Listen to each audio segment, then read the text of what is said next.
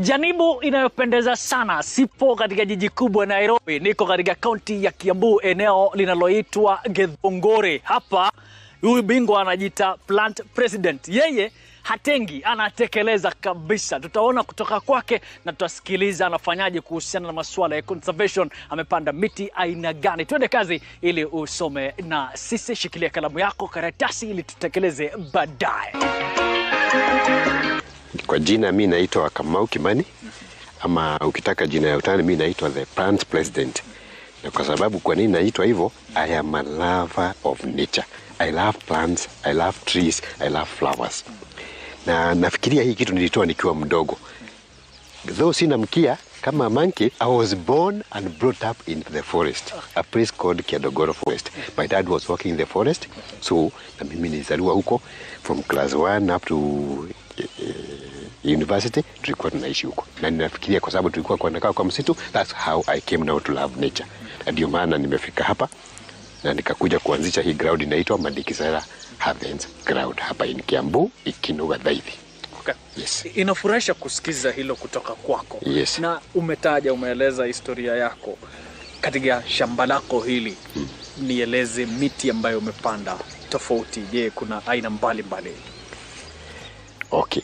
Hapa tumepanda exotic and indigenous trees in the first place. Tumepanda pia flowers, na tumepanda babu, na tumepanda matunda. What I can, if my memory serves me right, we have got like 3,000 different varieties of plants. And if we count 1, 2, 3, 4, 5, 6 mpaka mwisho, we have got over 10, we can boast over 10,000 single plants. That is flowers, grass, babu, fruits, exotic trees, na indigenous trees. One by one we can boast over 10,000 if we are. But we are counting, and in the next 5 or 6 months we are going to have the total inventory of the trees that we have here. Ulikuwa unawaza nini wakati ulipoanzisha mradi huu? Lengo langu kubwa ni kuchange the world.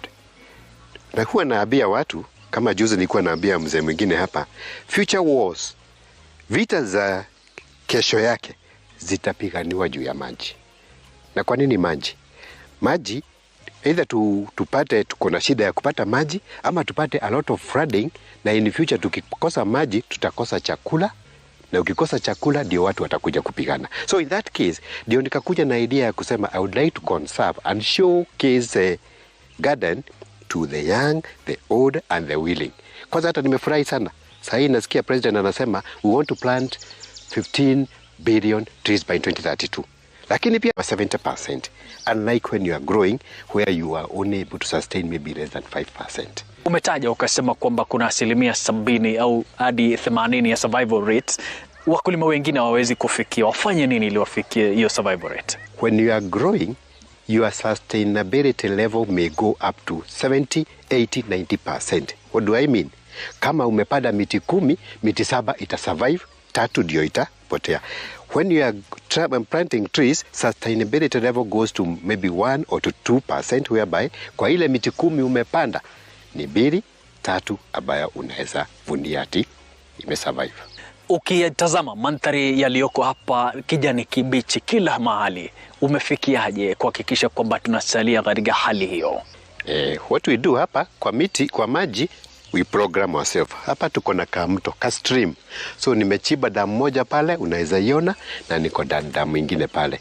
What only matters is that kuna hii policy ya serikali ambayo inasemanga huwezi kufungia mto, lakini unaweza fungia damu kidogo na uachilie. So ile tumefungia na inaachilia. Hii tumefungia inaachilia. Then natafuta kapampu kidogo na pampu pale, niko na tanki moja pale, niko na zingine kama pale 5, then naachilia maji pole pole. Na hapo na program watu naambia kwa mti kama tumeipanda ikiwa bichi, lazima uinyunyizie maji 2 to 3 times per week. As it grows, as it continues, weka maji siku 2 kwa wiki. Ikienda itimize kama miezi 6, mara 1 kwa wiki. alafu ina survive. Kwa moyo huo wa conservation umefanya recycling ama kwa Kiswahili kuradidi. Nieleze kidogo, naona baiskeli, naona zile bolts ambazo umetumia, ufafanuzi wako ni upi? Environmental conservation is the way to go in future. And if we don't conserve our environment, tutaangamia. Hapa hii baiskeli ni one of the methods ya conservation. Vile tumeokota chuma mingi, tukaokota chuma, hata ukiziangalia zingine ni za fire extinguisher, tumeziunganisha, zimetengeneza baiskeli na ni mrembo hapo. Inakuwa deco lakini iko na maua. Pia vile pale jamaa wangu huyu ambaye ni manager hapa aliokota hizo nuts and bolts, akazishikanisha pale chini, akaweka clutch ambayo ilikuwa ya gearbox, akashikanisha.